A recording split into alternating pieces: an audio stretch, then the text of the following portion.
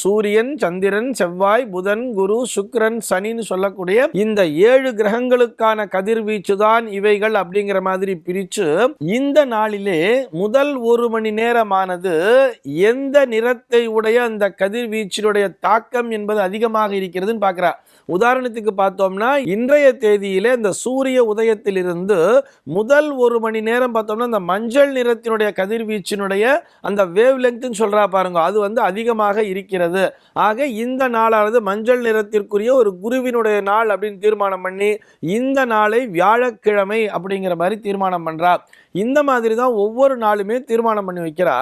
வச்சுட்டு இந்த கிழமைகளை இதன் அடிப்படையில் தான் பிரித்தார்கள். இன்னைக்கு ஞாயிற்றுக்கிழமை, இன்னைக்கு திங்கட்கிழமை, இன்னைக்கு செவ்வாய்க்கிழமைங்கிற மாதிரி இப்படி அந்த நாளினுடைய கிழமையை தீர்மானித்து விட்டு அதனை தொடர்ந்து இந்த ராகு காலம், யமகண்டம்லாம் எப்படி வர்றது அப்படிங்கிறதையும் அவ அதை கணக்கு போட்டு வச்சிருக்கா.